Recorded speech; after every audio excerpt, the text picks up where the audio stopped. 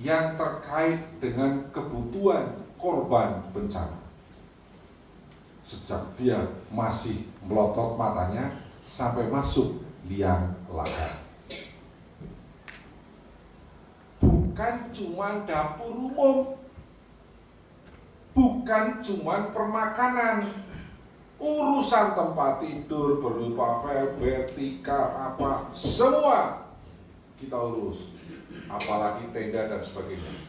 Jadi apa yang dimaksud dengan logistik adalah semua barang dan kebutuhan yang terkait dengan kebutuhan korban bencana. Tidak terbatas. Kalau kemudian di SRC kita hanya disuruh ngurusin pangan, ya iyain aja, telen aja. Karena maunya memang begitu BNPB, kan gitu. Tapi sebetulnya ruang gerak kita lebih luas dari itu. Yang diurus adalah logistik dan shelter. Kenapa shelter? Karena shelter digunakan untuk tempat penampungan bagi korban bencana. Tuh, ya. Jadi jelas urusannya kita adalah victim atau korban bencana. Kemudian secara nasional kita mendapat mandat untuk ngurusin logistik dan shelter. Maka supaya orang-orang yang mengurusi logistik canggih dan hebat harus dilatih, harus pinter, tidak amatiran, kan gitu ceritanya. Maka ke depan akan ada yang namanya gudang logistik lapangan. Seluruh provinsi dan kabupaten kota nanti disiapkan forklift. Kemudian tim logistik harus dibentuk secara khusus. Ini saya bicara logistik dulu. Tim logistik harus dibentuk secara khusus. Untuk pusat, Pak Bawon, itu 10 orang.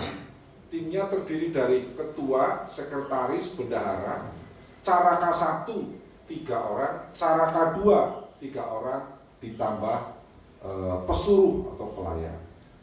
Digaji menurut UMR Republik 1 bulan 1.500.000. Untuk provinsi juga 5 orang.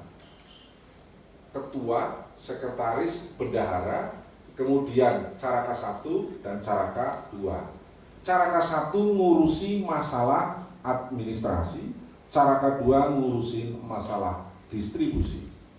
Kemudian kabupaten kota juga 5. Tunjangannya sama, masing-masing 1.500.000. Kalau Republik punya duit, ya kan?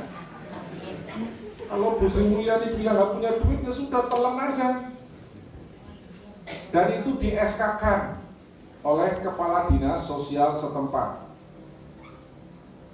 Tim yang saya sebut tadi harus PNS, pegawai negeri sipil, harus punya NIP. Saudara punya NIAT, bukan NIP. Tapi satu-satunya relawan di muka bumi Republik ini yang punya nomor induk anggota hanya 1 yang diakui Republik, yaitu cuma Taruna Siaga Bencana. Yang lain nggak ada. Satgana, maaf, enggak. Apalagi pecinta alam, Sentul Kenyut, nggak ada. Nggak ada. Kalau ada, tolong tunjukkan ke saya. Saya ingin belajar dengan dia. Nah, saya pun memberikan tantangan kepada semua anggota Tagana, termasuk Jawa Timur. Kalau tidak bersedia, nggak apa-apa untuk menjadi anggota Tagana. Saya sekarang kehilangan 1.000 Tagana, nggak paten. Artoyo, ya diingat itu. Nggak paten, Pak, mau izin saya berhenti jadi anggota Tagana. Alhamdulillah, silahkan minggato jauh-jauh. Karena yang ngantri sudah hampir 10 juta yang mendaftarkan di Kementerian Sosial.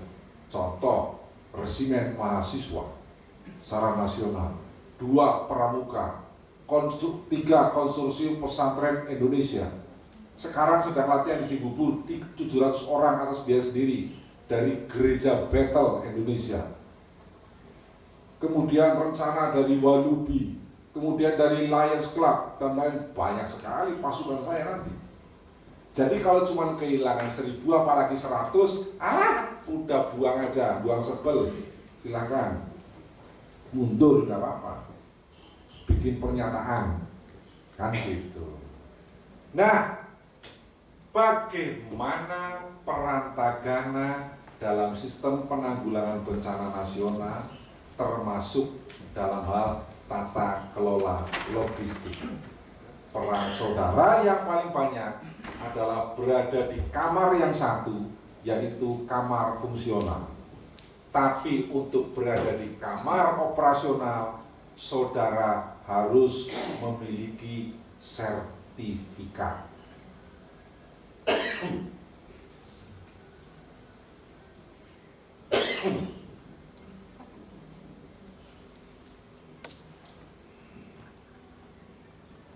Sakit minta ampun.